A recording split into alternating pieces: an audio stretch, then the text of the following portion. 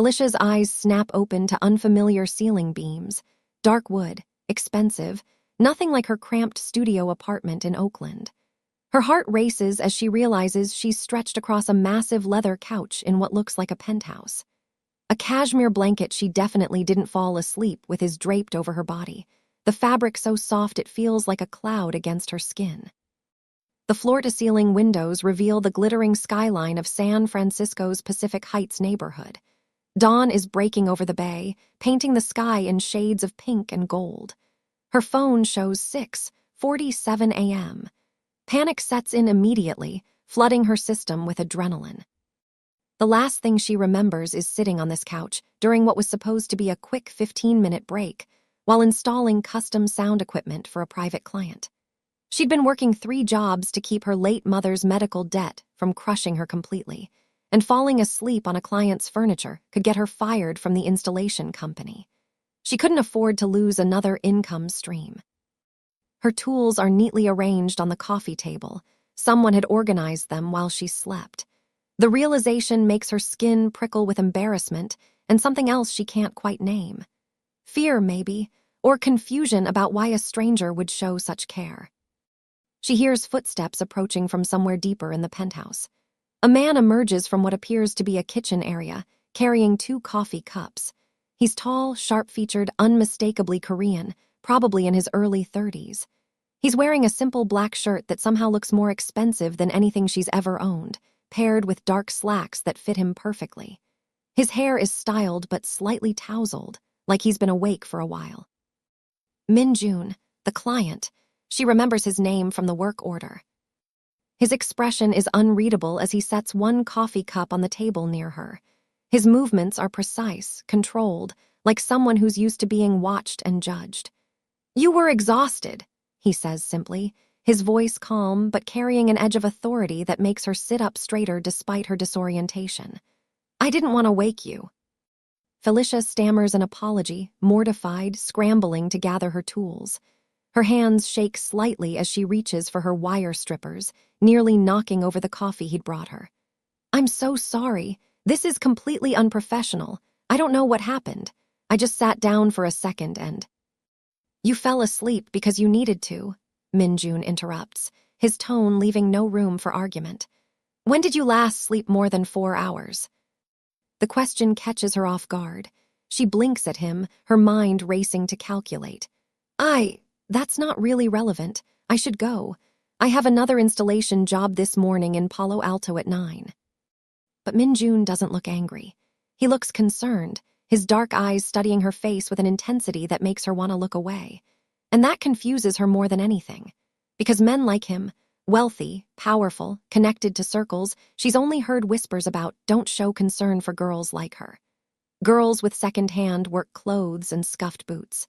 Girls who fall asleep on client couches because they're working themselves into the ground. "Drink the coffee first," he says, and it's phrased like a suggestion but feels like a command. "You installed a $15,000 sound system in my home. The least I can do is make sure you're awake enough to drive safely." Felicia hesitates, then slowly reaches for the cup. The coffee is perfect, the exact amount of cream she likes, though she has no idea how he'd know that. Maybe it's just a lucky guess. She takes a sip and the warmth spreads through her chest, easing some of the tension in her shoulders. "Thank you," she says quietly, finally meeting his eyes. "For the blanket and for I don't know, making this weird." Something flickers across Min-jun's face, amusement, maybe, or recognition. "You worked until almost midnight setting up the system. I came out to offer you dinner and found you unconscious. You looked peaceful. It seemed cruel to disturb that." Felicia doesn't know what to say to that. In her world, exhaustion isn't peaceful. It's just the baseline state of existence. She finishes the coffee in silence while Min-jun stands by the window, giving her space but not leaving. The morning light catches his profile, and she notices for the first time how tired he looks too. Like maybe he understands what it's like to carry weight that no one else can see. "Your work is exceptional, by the way," he says suddenly. "The acoustics in the media room are exactly what I asked for. Better, actually." Pride swells in her chest despite everything. I've been doing audio installation for 5 years. It's the one job I actually like. Why do you have 3 jobs if you're this good at one? The question is too perceptive, too close to truths she doesn't share with strangers. Felicia stands, gathering the last of her tools and shoving them into her work bag. Life's expensive in the Bay Area. I should really go.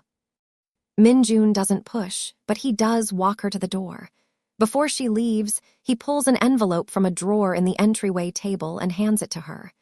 Your payment. Felicia opens it and her eyes widen. It's cash double what she quoted for the job. This is too much, the estimate was. You did exceptional work. Keep it, Minjun says firmly. His hand is still extended, and she notices his fingers are long and elegant, the hands of someone who's never done manual labor but probably has other skills. Dangerous skills, maybe. Consider the extra a bonus for tolerating my schedule. I know the late hours were an inconvenience. She wants to argue, but $2,000 instead of $1,000 means she can make this month's debt payment with a little breathing room. Her pride wars with her desperation, and desperation wins like it always does. Thank you, she says, and means it. As she rides the bus from Pacific Heights to her apartment in Oakland, she can't shake the image of Minjun watching her leave from his penthouse window.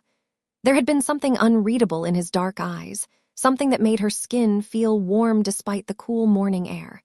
She tells herself it doesn't matter. Rich clients are just jobs. She'll probably never see him again. But she's wrong about that. Would you have trusted him in that moment, or would you have run? Let me know in the comments section.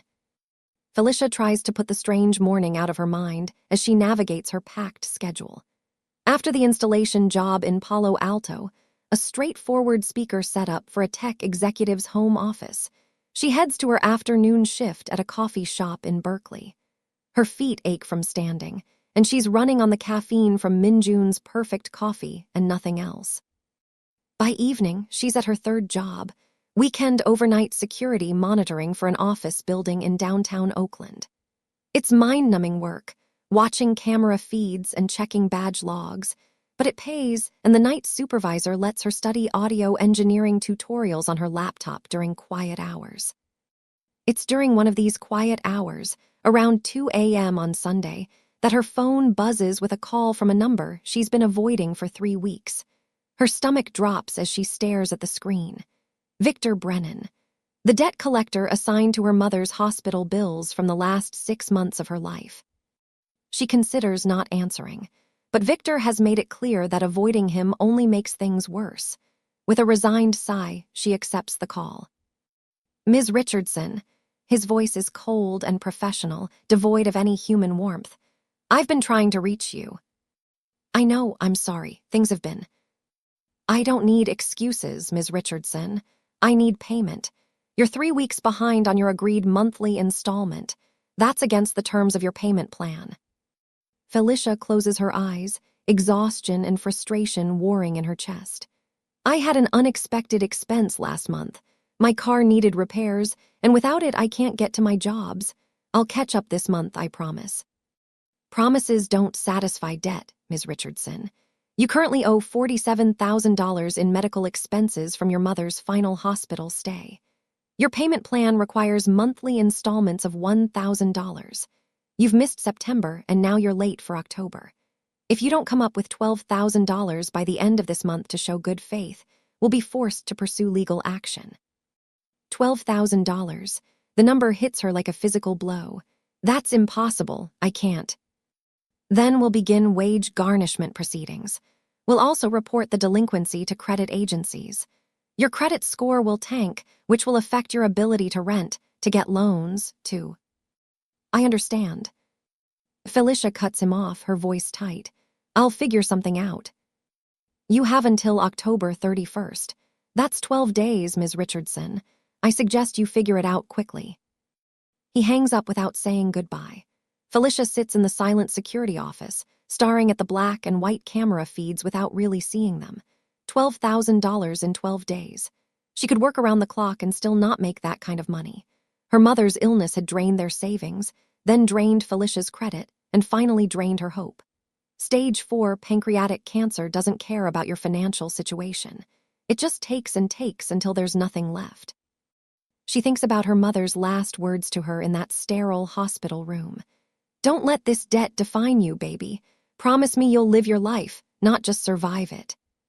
But survival is all Felicia knows how to do anymore.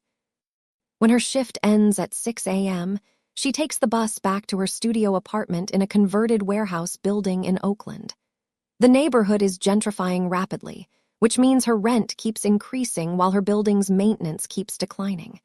She unlocks 3 separate locks on her door, a necessity in this area, and steps into her tiny home.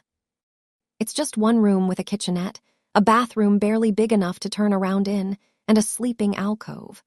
But it's hers, and she's made it comfortable with second-hand furniture and string lights that make the space feel less depressing. Her mother's favorite blanket is draped over the thrift store couch.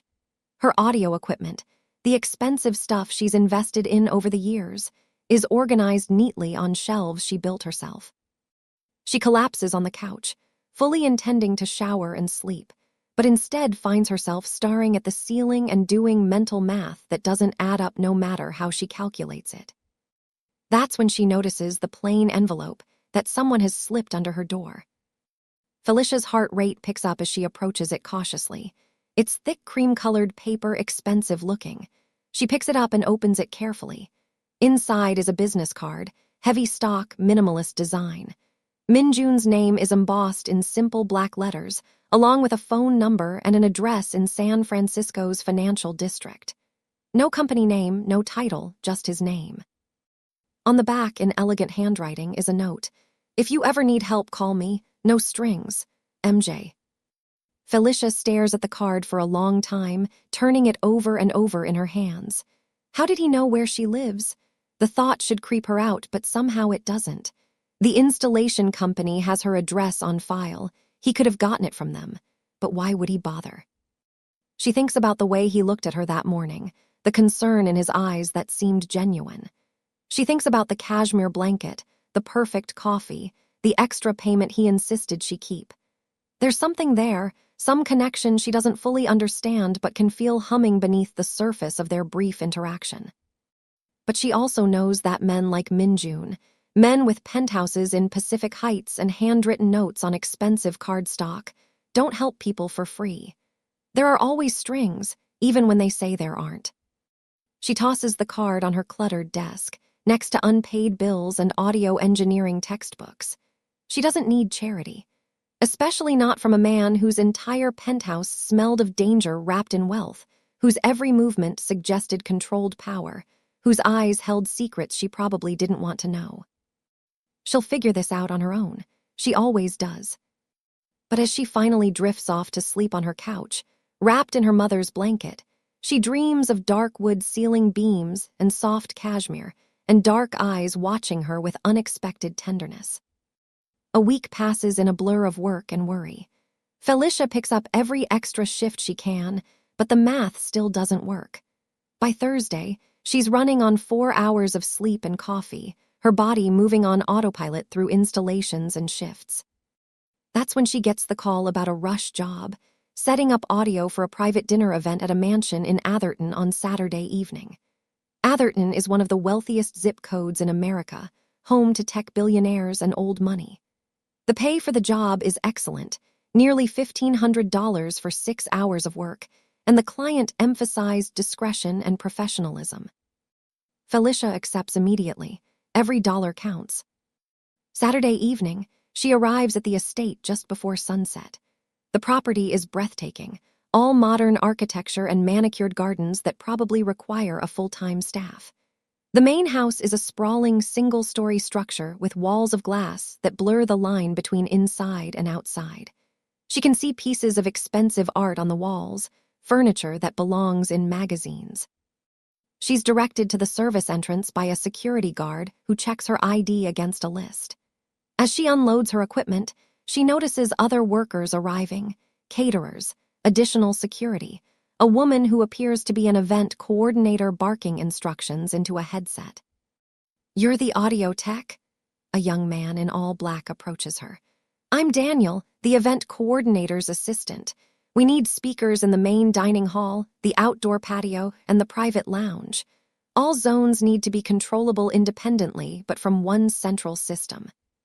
Not a problem, Felicia confirms. I'll need about 4 hours for proper setup and testing. You have 3. Guests arrive at 8. Felicia doesn't argue. She just gets to work, moving efficiently through the space. The main dining hall is stunning, a long table set for 12 with crystal and china that probably costs more than her annual income. She installs discreet speakers in the corners, running cables through the walls with practiced ease. The outdoor patio is next, overlooking a pool that glows turquoise in the gathering dusk. Silicon Valley sprawls in the distance, a carpet of lights. She's mounting the final outdoor speaker when she hears voices from inside the house. One of them is familiar. Felicia's hands still on the speaker mount. She tells herself she's imagining it, that stress and exhaustion are making her hear things. But then she hears it again, that calm, authoritative tone that had offered her coffee and watched her with concerned eyes. Minjun is here. She finishes mounting the speaker quickly and moves to the next task, trying to ignore the way her heart has started beating faster. It's just a coincidence. Atherton isn't that big. Wealthy people run in the same circles. It doesn't mean anything. But as she's running cables through the main living area toward the private lounge, she can't help but glance through an open doorway. And there he is. Minjun is seated in a private lounge area with 3 other men, older, sharper, clearly important. They're all Korean, all wearing expensive suits despite the informal setting. A tea service sits on the low table between them, delicate cups and a ceramic pot that looks ancient and valuable. They're speaking in Korean, and even without understanding the language, Felicia can sense the tension in the room. One man, silver-haired, probably in his 60s, raises his voice slightly, gesturing emphatically. Minjun's response is quiet, controlled, but the older man goes silent immediately, bowing his head in what looks like deference or apology. Another man, younger but still older than Minjun, speaks next. His tone is challenging, almost aggressive. Minjun doesn't raise his voice, doesn't change his relaxed posture, but something in his energy shifts, becomes harder, more dangerous. The challenging man backs down. Felicia realizes she's starring and quickly ducks back behind the wall, her pulse hammering. She shouldn't be seeing this. Whatever this meeting is about, it's clearly private and important and none of her business. She finishes the cable run quickly, focusing on the work and trying not to think about Minjun sitting just 1 room away. She moves to the private lounge, thankfully empty now, the meeting having moved outside to the patio, and installs the final set of speakers. She's packing up her tools when footsteps approach. She looks up and her breath catches. Minjun stands in the doorway of the lounge, surprise flickering across his face before his expression smooths into something softer, almost warm. He's changed into a different suit, charcoal gray, perfectly tailored, with a black shirt underneath. He looks like power and money and danger all wrapped up in one devastatingly attractive package. Felicia, her name in his mouth sounds different than when other people say it. You're everywhere. She manages a smile despite her racing heart. I go where the work is. He steps into the room, and she's reminded of how tall he is. How he moves with a predator's grace. How have you been? Busy, she says, which is the understatement of the year. You. The same. His gaze lingers on her face, searching for something. Have you thought about my offer? The business card, the note. If you ever need help, call me. Felicia swallows hard. I don't take handouts. It wasn't a handout. It was an offer of friendship. Minjun takes another step closer, and she catches his scent, something expensive and subtle, cedar and bergamot. You helped me create the perfect space in my home. I'd like to help you if you're struggling. How does he know she's struggling? Is it that obvious? The thought makes shame burn in her chest.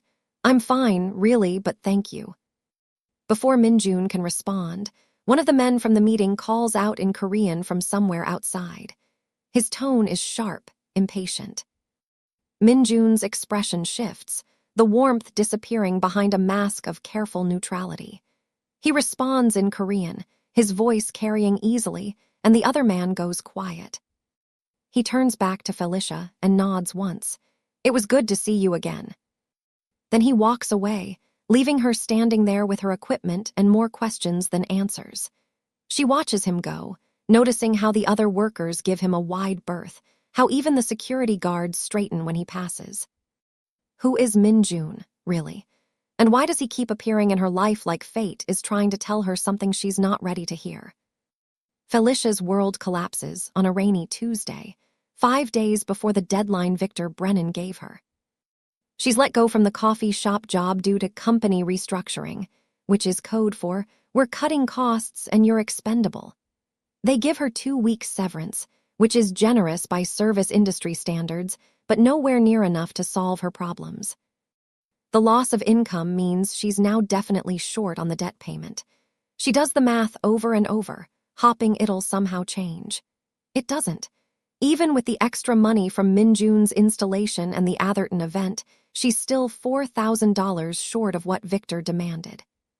That night after her security shift, Felicia sits in her apartment and stares at the stack of bills on her desk. Medical debt, rent, utilities, student loans from the 2 years of community college she managed before her mother got sick. It's all too much, an avalanche that keeps growing no matter how fast she runs. She thinks about calling Min-jun. The business card sits right there on her desk, cream-colored and embossed, a lifeline she's too proud to grab. No, she won't do it. She can't start owing people like him. People with power and secrets and meetings where tension crackles like electricity. But Wednesday evening, her resolve wavers when Victor Brennan shows up at her apartment in person. Felicia opens the door to find him standing there with a legal assistant, both of them in dark suits that make them look like funeral directors. Victor is in his 40s, with thinning hair and cold blue eyes that have probably watched 1,000 people squirm. "Ms. Richardson," he says, not bothering with pleasantries, "may we come in?" She doesn't want to let them in, doesn't want them seeing her small space and her second-hand furniture and her mother's blanket on the couch. But she also knows that making this harder won't help. She steps aside. Victor and his assistant don't sit. They stand in her small living area, making the space feel even more cramped. The assistant opens a briefcase and pulls out papers. "As I informed you on the phone," Victor begins, "you have failed to meet the terms of your payment agreement. We've given you multiple opportunities to catch up, and you've failed to do so. Therefore, we're proceeding with legal action." The assistant hands Felicia papers. Her hands shake as she takes them. The words blur together: wage garnishment, legal fees, court proceedings, credit reporting. "We'll need to garnish 30% of all your wages from all your employment sources," Victor continues, his tone matter-of-fact, like he's discussing the weather and not destroying her life. "We've also filed reports with the major credit bureaus. Your credit score has dropped to 420. This will affect your ability to rent, to secure loans, to—" "I understand," Felicia cuts him off, her voice barely above a whisper. Is there any way to stop this? I can get you some of the money by Friday, maybe $3,000. Would that?" The deadline was $12,000 by October 31st. Partial payment won't stop the legal proceedings at this point. You should have communicated your inability to pay before the deadline passed. "The deadline is 2 days away." Felicia's voice rises despite her efforts to stay calm. "You said I had until the 31st. That's Friday." Victor's expression doesn't change. "The deadline for prevention was today. The 31st is when the garnishment begins. I apologize if that wasn't clear." He's not sorry. Felicia can see it in his cold eyes. This is just business to him. Her mother's death, her exhaustion, her desperation, none of it matters. She's just another file, another number, another person who couldn't pay. After they leave, Felicia sits on her couch in the dark and finally lets herself fall apart. She cries for her mother, who worked her whole life and died drowning in medical bills anyway. She cries for herself, for the future that's slipping away with every garnished paycheck and every hit to her credit score. She cries because she's so tired of being tired, so sick of fighting a battle she can't win. When the tears finally stop, she's empty, hollow, and in that emptiness a realization settles. She's out of options. She's out of pride. She's out of everything except one last possibility. She picks up Minjun's business card. The card feels heavier than it should in her hands.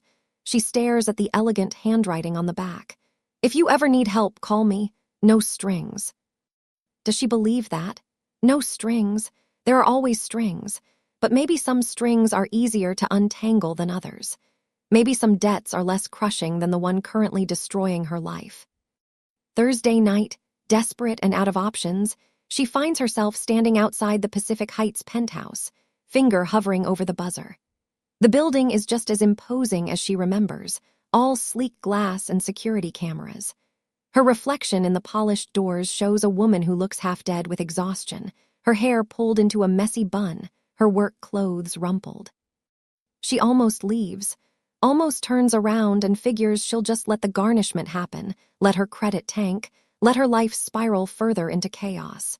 It would be easier than asking for help, easier than admitting she can't do this alone. But then she thinks about her mother saying, "Don't let this debt define you, baby." She presses the buzzer. There's a long pause. Then Minjun's voice comes through the intercom, surprised. "Felicia." Can we talk?" Her voice sounds small and broken even to her own ears. Another pause. "Come up."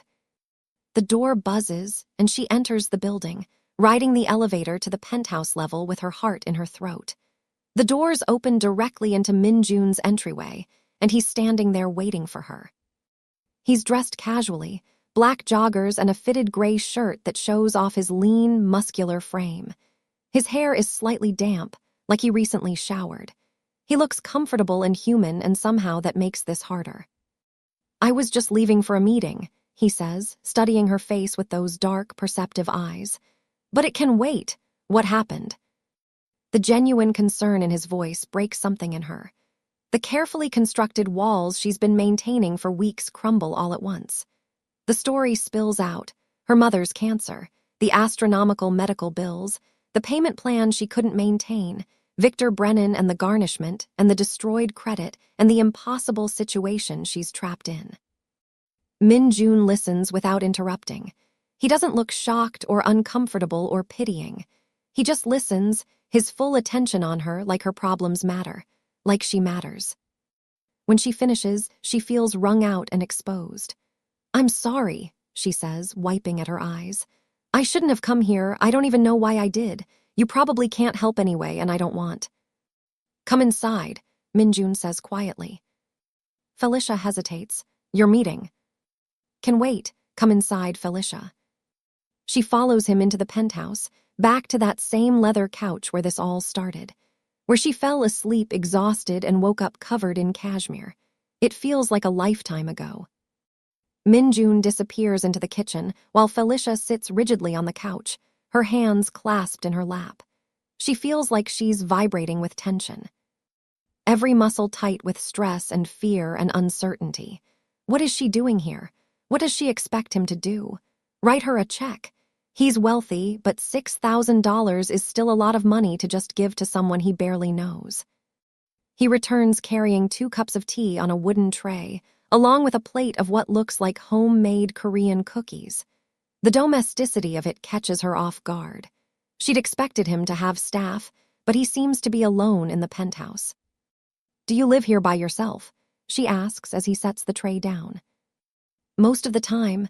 I have a housekeeper who comes twice a week, but I prefer my private space to remain private." He hands her a cup of tea, something floral and soothing, and sits across from her in an armchair, not next to her on the couch, giving her space. "Tell me exactly how much you owe total." 47,000 in medical debt. But the immediate problem is I need 12,000 by Friday to stop the garnishment and legal action. Minjun is quiet for a moment, his long fingers wrapped around his teacup. "I'll give you the money." Felicia's head snaps up. "What?" "I'll give you the money to stop the garnishment, and I'll pay off the rest of the debt as well." Her heart leaps and sinks simultaneously. "I can't accept that. I'd never be able to pay you back." "Then don't think of it as a loan. Think of it as charity." The word comes out sharper than she intends. I didn't come here for a handout, Minjun. I don't know why I came here. You came here because you're out of options and you knew I would help. His voice is gentle but firm. There's no shame in that, but if you won't accept it as a gift, then let me offer you something else. Felicia waits, her chest tight. Minjun leans forward slightly, his elbows on his knees. Work for me. I'll give you the money you need right now today to stop the legal action, and you'll work for me for 6 months to pay it back. I'll pay you well, enough to cover your living expenses and make payments toward the debt. At the end of 6 months, we'll reassess. She blinks at him, trying to process. Work for you doing what? I already installed your sound system. I have business interests that require technical expertise. Audio surveillance, counter-surveillance, private security installations. Your skills are exactly what I need. He pauses. But I need to be honest with you about what you'd be getting into. What kind of business interests? Felicia asks, even though part of her doesn't want to know. Minjun sets down his tea and meets her eyes directly. My family has been in California for 3 generations. We started with import-export, then expanded into property management, private security consulting, and various other legitimate businesses. But we operate in a world that values discretion and loyalty above everything else. The Korean Business Network, Felicia says, remembering what she'd overheard at the Atherton event. Yes, we're not criminals, Felicia. Everything we do is legal. But the people I work with, the families I'm connected to, we handle our business privately. We don't trust outsiders. We don't use outside contractors for sensitive work, which is why I need someone in-house for technical installations. Sensitive work like what? Secure communication systems, counter-surveillance sweeps to ensure our spaces aren't compromised, setting up encrypted networks, nothing illegal but everything confidential. He watches her carefully, gauging her reaction. I won't lie to you, there are risks. If you work for me, you'll be entering a world where information is currency and loyalty is everything. Some people might see you as a weakness because you're not part of the traditional families. Is that why those men at the Atherton event seemed tense? Felicia asks. Because you're making changes they don't like. Minjun's eyebrows rise slightly. You're observant. Yes, I'm trying to modernize how we operate, bring us more fully into legitimate business. Some of the older generation thinks I'm too American, too willing to break with tradition.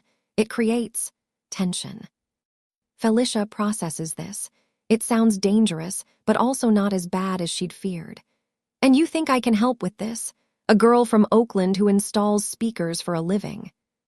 I think you're incredibly skilled at something I need. I think you're smart and observant and trustworthy. And I think you deserve a chance to breathe instead of drowning. His voice softens. I'm not trying to trap you, Felicia. I'm offering you a way out of an impossible situation. If you don't want to take it, I'll still help you with the immediate debt. But I'd like you to consider working for me. She stares into her tea, watching the leaves swirl at the bottom of the cup. Every instinct tells her this is complicated and potentially dangerous.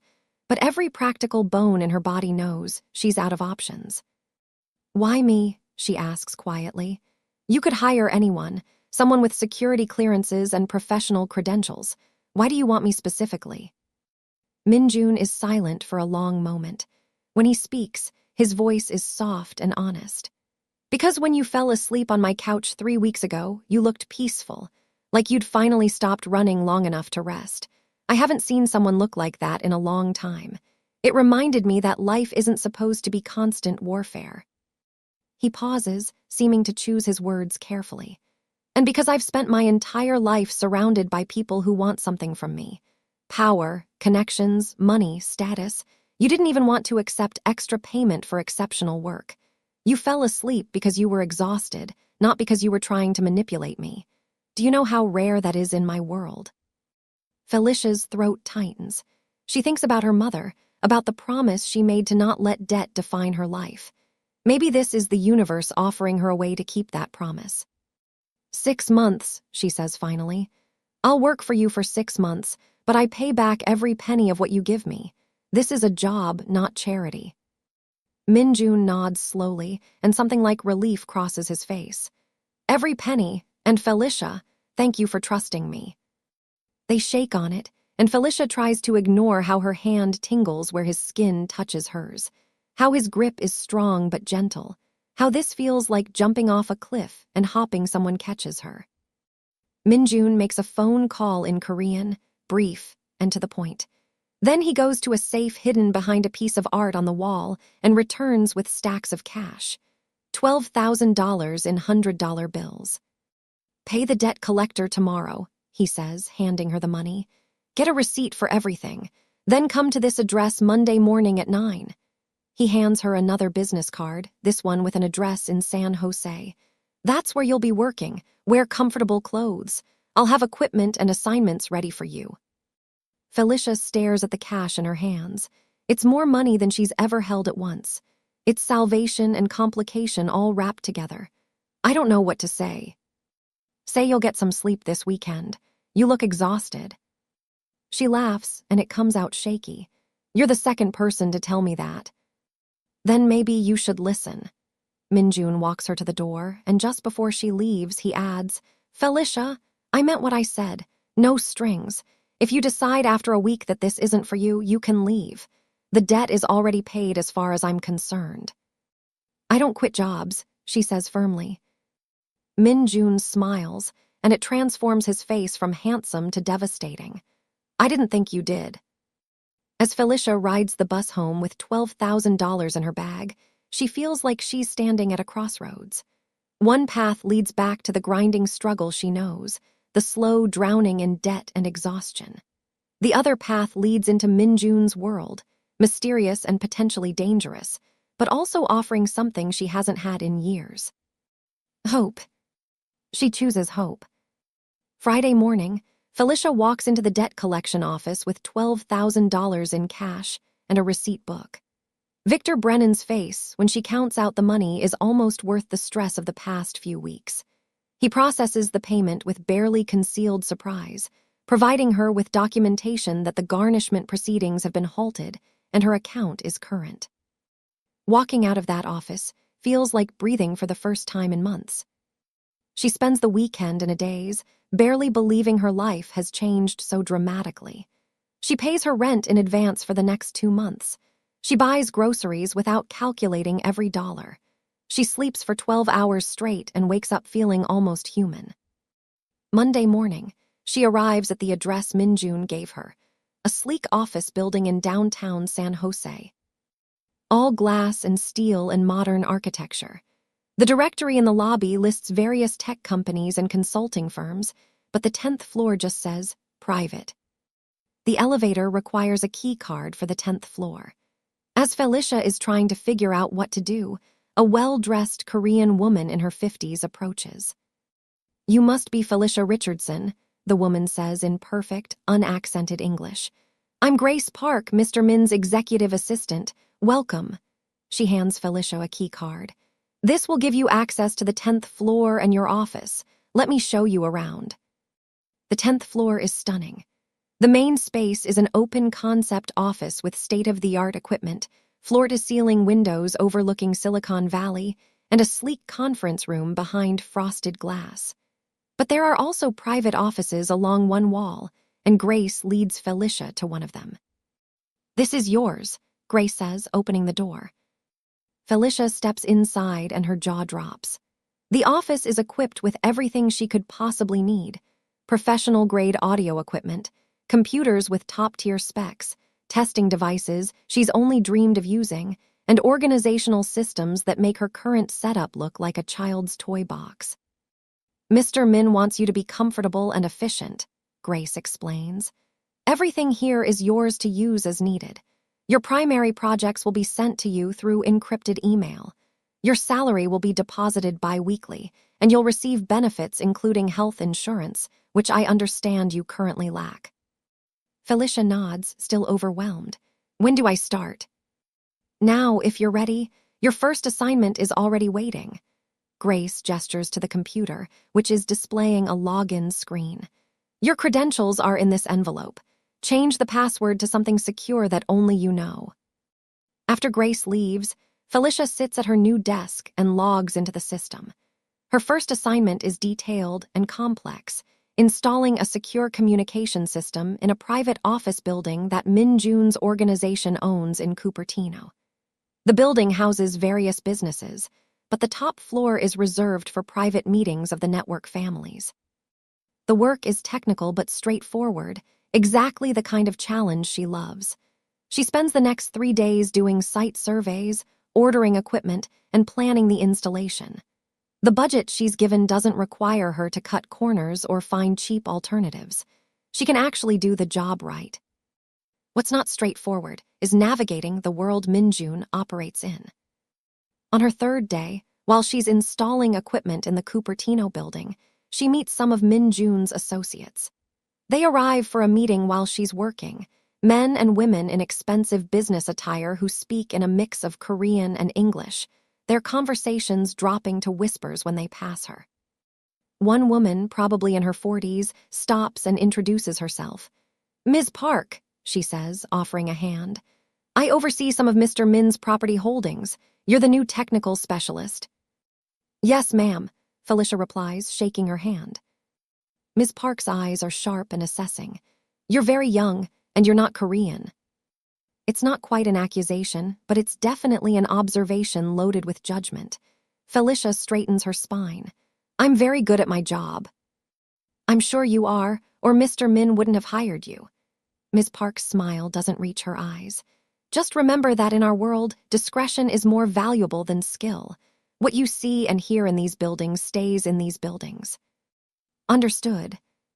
After Ms. Park leaves, Felicia realizes her hands are shaking slightly. The interaction felt like a test, or maybe a warning.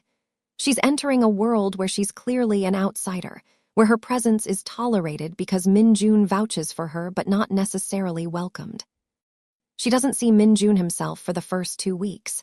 He communicates through grace or encrypted emails, checking on her progress, answering technical questions, but maintaining professional distance. Part of her is relieved. It makes this feel like a real job rather than something more complicated. But another part of her wonders if he's avoiding her deliberately. Then, on a Friday evening, when she's finishing up a particularly complex installation in the San Jose office, Min Jun appears. "Working late," he observes, leaning against the doorframe of her office. Felicia jumps slightly, not having heard him approach. He's wearing a suit, navy blue, impeccably tailored, and looks like he just came from an important meeting. But his tie is slightly loosened and his hair is a bit disheveled, making him look more approachable. "I wanted to finish the calibration tonight so the system can run diagnostics over the weekend," she explains, gesturing to her laptop showing measurement data. Min Jun steps into her office, examining the equipment she's set up. "You've done exceptional work. Grace showed me the reports. We've never had such thorough documentation." Pride warms her chest. "Thank you." "Have you eaten?" he asks suddenly. No, I was going to grab something on the way home." "Come to dinner with me." It's phrased like a request, but Felicia senses it's more of an expectation. She saves her work and follows him out to the parking garage where a sleek black car is waiting. Not ostentatious, but clearly expensive. Min Jun drives them himself, no chauffeur, heading toward Cupertino. They end up at a small Korean restaurant tucked into a strip mall, the kind of place that's invisible unless you know it's there. But the moment they walk in, the owner rushes over, greeting Min Jun like family. They're led to a private room in the back, away from other diners. "You come here often?" Felicia asks as they settle onto cushions at a low table. "My grandmother used to bring me here when I was a child. The owner's family and mine have known each other for generations." Min Jun orders in Korean, a rapid exchange with the owner that includes laughter and what sounds like gentle teasing. "I ordered a variety. I hope you like Korean food." "I've had it a few times. I like it." The food arrives quickly. Bibimbap, bulgogi, kimchi, and several dishes Felicia doesn't recognize but that smell amazing. They eat in comfortable silence for a while, and Felicia realizes how hungry she actually is. "How are you adjusting?" Min Jun asks eventually. "To the work, to the office, to everything." It's different than I expected, Felicia admits. The work itself is great. Dream projects, unlimited budget, actual time to do things right. But the people are suspicious of you, Minjun finishes. I know, you're an outsider in a world that doesn't typically accept outsiders. Ms. Park made that pretty clear. Ms. Park is old guard. She believes in traditional ways, Koreans working with Koreans, families intermarrying to strengthen alliances, business staying within established circles. He pours them both tea from a ceramic pot. I respect the traditions, but I also think we need to evolve. Hire the best people regardless of background. Expand beyond our comfort zones. Is that why you hired me? To make a point? I hired you because you're talented and I trust you.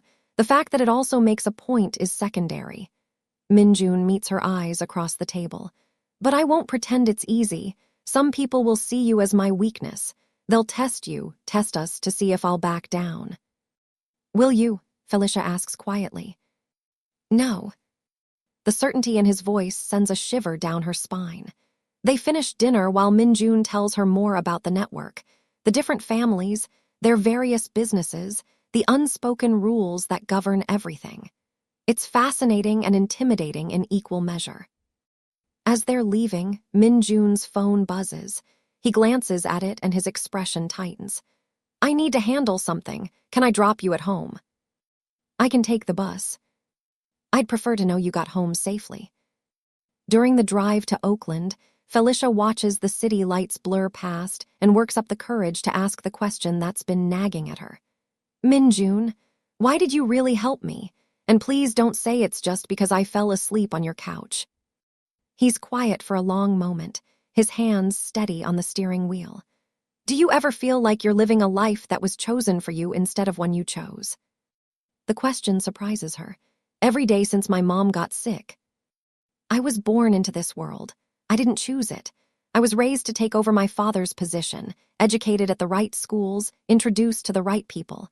I've never made a decision that was purely mine. He glances at her briefly before returning his eyes to the road. And then I met you, someone who's fighting so hard for a life you did choose, even when everything is working against you. It reminded me what it looks like to actually want something. What do you want? Felicia asks softly. I don't know yet, but I'm starting to figure it out. When he drops her off at her apartment building, their hands brush as she's unbuckling her seatbelt. The touch sends electricity up her arm, and from the way Minjun's breath catches, he feels it too. Good night, Felicia. Good night. She watches his car disappear into the Oakland night and realizes with startling clarity that this job, this arrangement, is already becoming more complicated than either of them planned. November arrives with a cold snap that makes San Francisco feel more like winter than fall. Felicia has settled into her role, completing several major installations and earning grudging respect from some of Minjun's associates. The work is challenging and satisfying, and for the first time in years, she's not exhausted all the time. She's also spending more time with Minjun. Not deliberately, or at least, that's what they both pretend. But they end up having dinner after late meetings, or he stops by her office to discuss projects and stays to talk about everything else. She learns about his childhood caught between Korean and American cultures, the pressure of expectations, the loneliness of leadership. He learns about her mother's strength, her own dreams of someday opening an audio engineering studio, her fear that she's forgotten how to want things just for herself. The attraction between them grows like a slow fire, building heat with every shared glance and accidental touch, but neither of them acts on it. The professional boundary feels important, necessary, even as it becomes harder to maintain. Then everything changes on a cold November evening. Felicia is working late in the downtown San Jose office, finishing up a security audit Minjun requested. Most people have gone home, but the conference room lights are still on. She can hear voices, tense, arguing in Korean. She's packing up her equipment when the conference room door opens and two people step out, still deep in conversation. She recognizes them, Mr. Kang, one of Minjun's senior associates who handles property acquisitions, and Ms. Park, the woman who'd questioned her presence weeks ago. They don't notice Felicia in her office with the lights dimmed, working by the glow of her laptop. Their voices carry clearly in the quiet office space. They switch to English mid-conversation, probably assuming they're alone. "Can't wait much longer," Mr. Kang says, his voice tight with frustration. "Min-jun is making moves that will lock us out completely if we don't act soon." "I know," Ms. Park replies. "But we need majority support from the family heads before we make our move. 3 are still loyal to him. Because they remember his father, but his father is dead and Min-jun is weak, too American, too willing to bring in outsiders." There's a pause and Felicia holds her breath. "Like that girl he hired." "The audio tech," Ms. Park's voice drips with disdain. "She's just a tool. He's using her to prove a point about modernization. But she's also his weakness. He's too protective of her, too invested in her success." "Then we use her," Mr. Kang says coldly. "If she finds out what we're really planning, it could work to our advantage. Either she tells Min-jun and he looks paranoid and unstable for believing an outsider over his own people, or she doesn't and he remains ignorant until it's too late." "What exactly are you suggesting?" "I'm suggesting we let her overhear just enough to make her suspicious. When she goes to Min-jun, we deny everything and point out how he's letting a girl he barely knows poison his mind against his own organization. The family heads will see it as proof he's not fit to lead."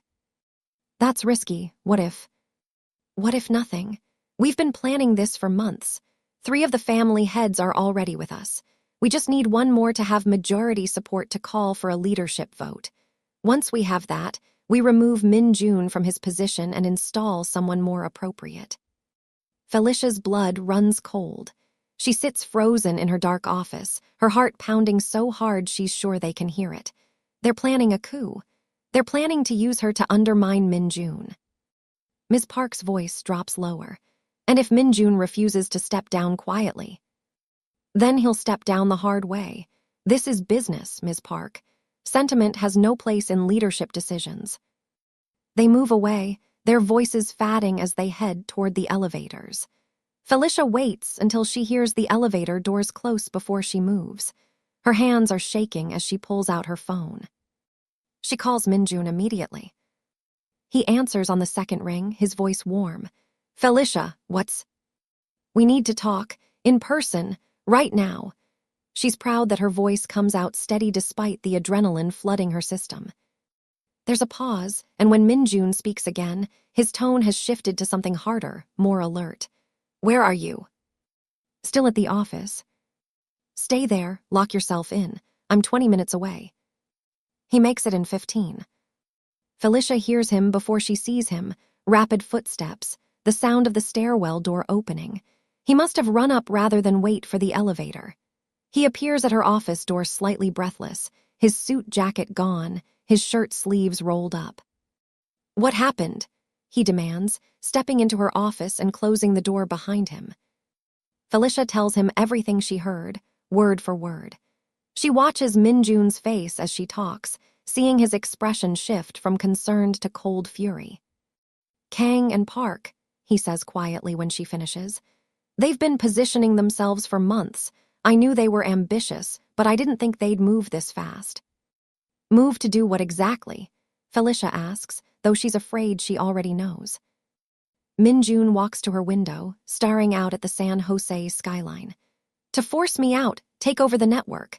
My family has led for 3 generations, but there are factions who think I'm too soft, too American, too willing to break with tradition. They want someone more aligned with old ways, someone more ruthless. And they think I'm a distraction. They think you're a weakness." Min-jun turns back to her, his eyes intense. "But they're wrong. You're the only person in months who's told me the truth without an agenda. Everyone else wants something from me, power, position, favor.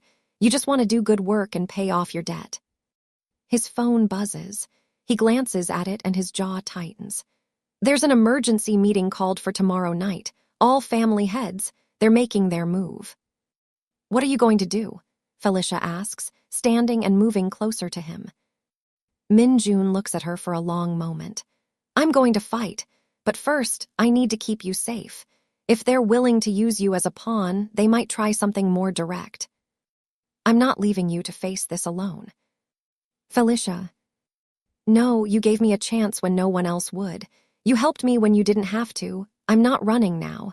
She crosses her arms. Besides, I might be useful. They think I'm just some girl who installs speakers. Let them underestimate me. Min Jun's expression softens slightly. You're not just some girl. You never were. The air between them feels charged, heavy with everything they've been avoiding saying. Min Jun takes a step closer, and Felicia's breath catches. I shouldn't want this, he murmurs, his hand coming up to cup her cheek. It makes everything more complicated. Then don't think, Felicia whispers, her heart racing. Just for a minute, don't think. He kisses her slow at first, tentative, like he's giving her a chance to pull away. But Felicia leans in instead, her hands fisting in his shirt. The kiss deepens, months of tension and unspoken feelings pouring out. When they finally break apart, they're both breathing hard. Felicia, Min Jun says, his forehead resting against hers. If we do this. I know, it complicates everything, but I think we're already complicated. He laughs softly, and the sound makes her smile. Yes, we are definitely complicated. They spend the night at Min Jun's penthouse, planning their strategy. Min Jun makes calls in Korean, reaching out to the family heads he trusts, building his coalition. Felicia uses her technical skills to pull together evidence they'll need, documentation of financial irregularities in Kang and Park's divisions, communication records showing their coordination. As dawn breaks over San Francisco, they're ready. Min Jun insists Felicia stay at his penthouse for safety leading up to the meeting. She works remotely, using his secure network to continue gathering evidence while he handles the political maneuvering required to maintain his position. On the second night, after a series of tense phone calls, Min Jun finally lets himself relax slightly. They're sitting in his living room, the same couch where this all started, and he opens up completely. I never wanted this, he admits, staring at the city lights through the floor-to-ceiling windows. When my father died 2 years ago, I inherited everything. The businesses, the responsibilities, the expectations. I was supposed to just step into his role and continue his legacy exactly as he'd built it. But you wanted to do things differently, Felicia says. I wanted to evolve, to make sure we could survive in a changing world. My father's generation built empires through old-world networks and cultural connections. That still matters, but it's not enough anymore. We need to modernize, diversify, actually integrate into American business culture instead of just existing parallel to it. He turns to look at her. That's why I hired you, not just because you're talented, though you are, but because you represent the future I'm trying to build. One where we can work with anyone, where loyalty and skill matter more than last names and family trees. Felicia reaches for his hand. I'm glad you did, even though it's complicated. When I saw you asleep on that couch, Min Jun continues, his thumb tracing circles on her palm, you looked so peaceful despite everything you were carrying. I realized I hadn't felt peace in years, maybe never, and I wanted to protect that for you. Selfish, maybe. It's not selfish, Felicia says firmly. You gave me a chance to breathe, to actually live instead of just surviving. Do you know how rare that is? Their eyes meet, and the vulnerability in Min Jun's expression takes her breath away. He's always so controlled, so carefully composed. But right now, he just looks tired and young and human. I'm afraid, he admits quietly, of losing everything my family built, of letting people down, of being crushed by expectations I never asked for. I'm afraid too, Felicia says, of being the reason you lose everything, of not being strong enough to survive in your world, of caring too much about someone I was only supposed to work for. When did it become more than work? Min Jun asks. Probably that first morning, when you made me coffee instead of being angry that I fell asleep. You looked at me like I mattered, not like I was just some service worker who inconvenienced you. No one had looked at me like that in a long time. You matter, Min Jun says, his hand moving to cup her face. More than is probably wise, but I can't seem to care about whys anymore. They kiss again, deeper this time, less tentative. When they break apart, Felicia makes a decision. I'm coming to the meeting tomorrow, she says, leaving no room for argument.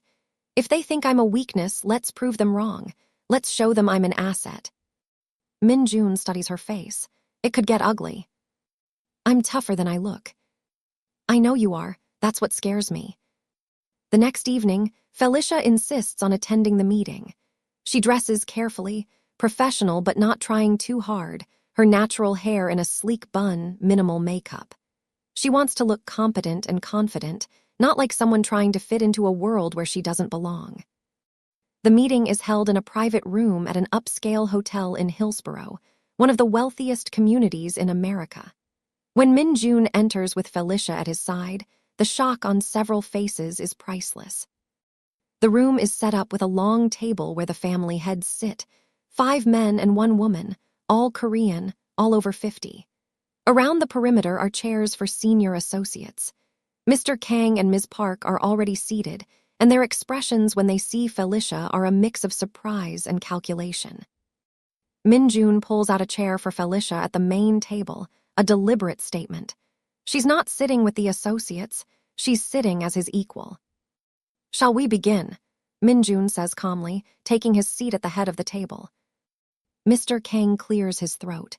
Min-jun, I don't think it's appropriate to have an outsider present for family business. Ms. Richardson is my technical security director. She has clearance for all our business operations. Min-jun's voice is pleasant but firm. Unless you have concerns about security breaches. The implication hangs in the air. Mr. Kang's eyes narrow, but he says nothing. The meeting proceeds with surface-level business for the first 30 minutes, reports on various holdings, discussion of upcoming investments. But the tension is palpable, everyone waiting for the real confrontation. Finally, Ms. Park speaks up. I'd like to address concerns that have been raised about the direction of our organization. What concerns? Min-jun asks mildly. Concerns that we're abandoning tradition, bringing in outsiders, making decisions that prioritize growth over loyalty to our community. Ms. Park's gaze flicks to Felicia. Some feel we're losing our identity.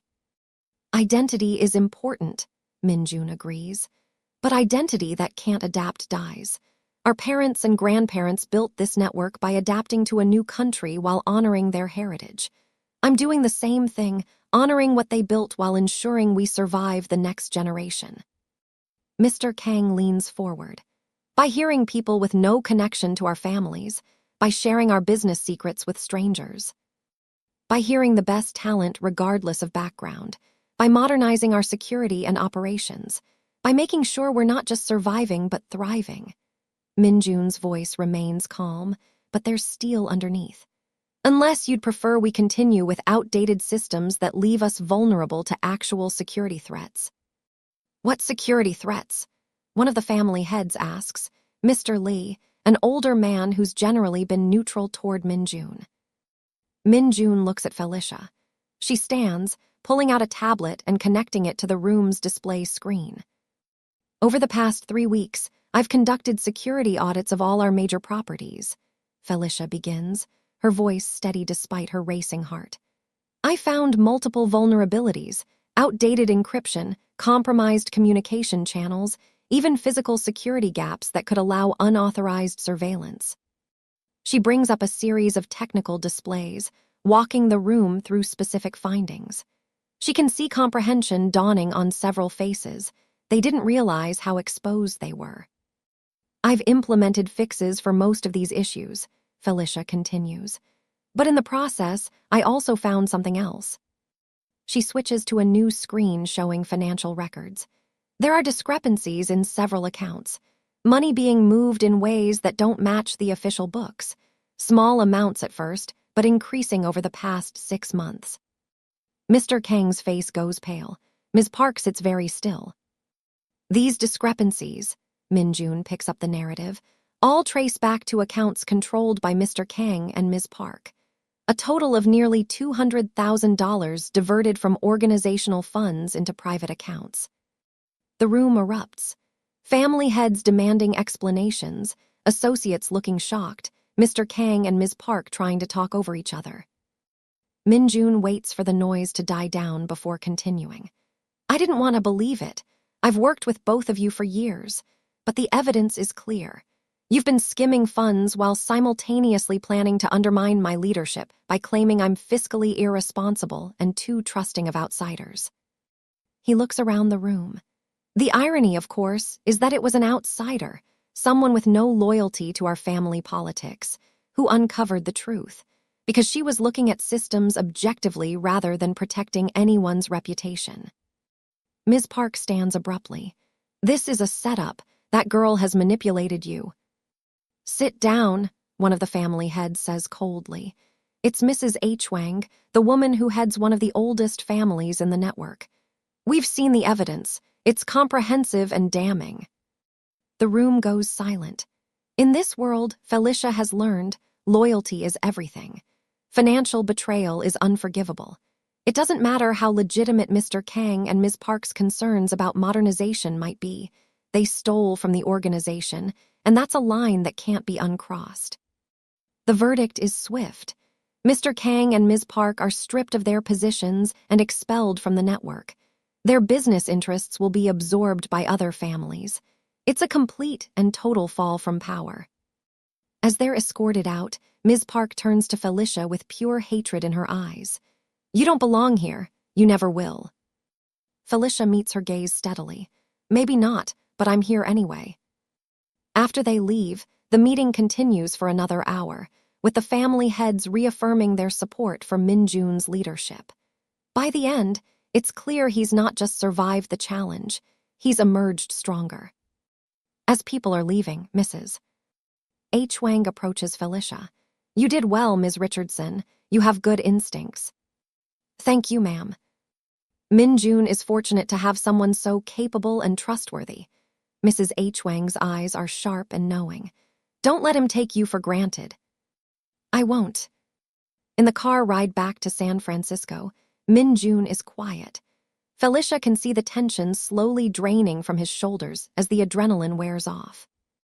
You were incredible, he says finally. We were incredible, Felicia corrects. You handled the politics, I just handled the technical proof. You handled much more than that. You gave me the ammunition I needed to fight back. You stood beside me when you could have walked away to avoid the conflict. He reaches over and takes her hand. Thank you. You gave me my life back, Felicia says simply. This was the least I could do. But they both know it's more than that. What started as a job, a transaction, has become something neither of them expected. Something real. 3 months later, Felicia stands in the Pacific Heights penthouse, but everything is different now. The view is the same, San Francisco glittering below, the bay stretching dark and vast to the horizon. But she's not an exhausted contractor who accidentally fell asleep anymore. She's not drowning in debt or working 3 jobs or running herself into the ground just to survive. The medical debt is gone, paid off completely with her legitimate earnings from a job that actually pays what she's worth. She's no longer working 3 jobs, no longer running on empty. She has savings. She has health insurance. She has a future that extends beyond the next bill payment. More than that, she has respect.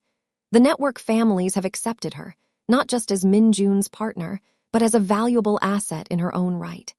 She's become the head of their technical security division, a position that comes with real authority and a salary that still makes her want to cry with relief when she thinks about how far she's come.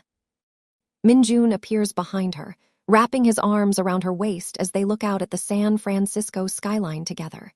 He's dressed casually, black joggers and a soft shirt, looking relaxed in a way he never did when they first met. The tension that used to sit in his shoulders has eased. He's found a balance between honoring his heritage and forging his own path. Regret staying? He asks softly, his breath warm against her ear. Felicia leans back against him, solid and steady and home. Not for a second. Their relationship is no longer a secret or a complication to navigate carefully.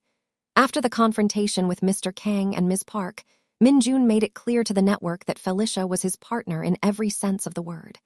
There had been some resistance from the older generation, but Mrs. H. Wang had shut it down with a single cutting remark. Minjun's father married for politics and was miserable. Let the boy marry for love. Marry. The word had hung in the air between them for weeks afterward, unspoken but present in every shared glance and touch. You know what I think about sometimes, Felicia says now, turning in Minjun's arms to face him. What? That night I fell asleep on your couch. If I'd woken up and left before you saw me, none of this would have happened. I'd probably still be drowning in debt, working myself to death, surviving instead of living. Minjun's hands frame her face gently. I would have found a way back to you. I think I knew that morning that you were going to change my life. I just didn't know how completely. Changed it how? You reminded me what it feels like to actually want something instead of just accepting what's expected. You showed me that strength isn't about never needing help. It's about being brave enough to accept it when you do. He pauses, his dark eyes searching hers. You gave me peace when I'd forgotten what it felt like to breathe without the weight of everyone's expectations. You gave me the same thing, Felicia whispers. You saw me when I was invisible. You helped me when you didn't have to. You made me believe I could be more than just someone surviving. You were always more, Minjun says firmly. I just gave you the space to prove it to yourself. He takes a small step back, and Felicia's breath catches when she sees him reach into his pocket. He pulls out a small velvet box, and her heart starts racing. I know it's fast, Minjun says, opening the box to reveal a ring elegant and understated, a single diamond set in a simple platinum band. And I know we did everything backwards. Job first, friendship second, relationship third, but I've never been more sure of anything in my life. He takes her hand, his thumb brushing over her knuckles. Marry me, not because you owe me anything, you don't. Not because it makes political sense, though Mrs. H. Wang will be insufferably smug about being right. Marry me because I can't imagine my life without you in it.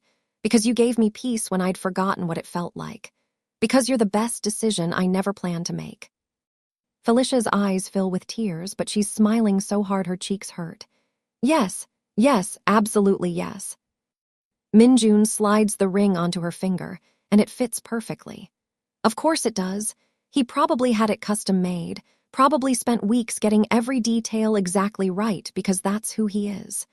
Thoughtful and careful and devoted in ways that still take her breath away. I love you, she says, the words feeling both enormous and simple. I don't think I've said that out loud yet, but I do. I love you. I love you too, Minjun replies, pulling her into a kiss that tastes like happiness and promise and home. I have since that first morning when you woke up looking confused and mortified on my couch. They stay wrapped in each other's arms as the sun sets over San Francisco, painting the sky in shades of gold and pink. Felicia thinks about her mother, about the promise she made to not let debt define her life. She hopes somehow her mother knows that her daughter kept that promise, that she found not just survival but joy, not just escape from debt but a future worth building.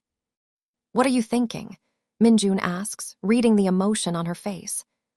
I'm thinking about my mom, wishing she could have met you, she would have liked you. Tell me about her.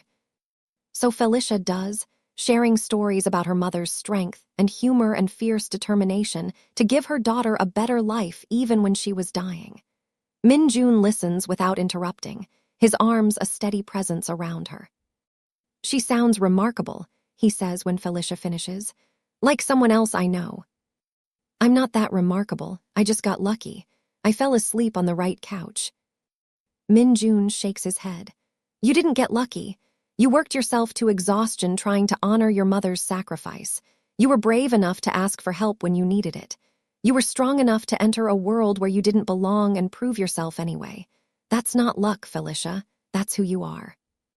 Later that evening, they sit on that same leather couch, the one where everything started, and plan their future. Minjun wants a small wedding, just family and close friends. Felicia agrees, having no desire for anything elaborate.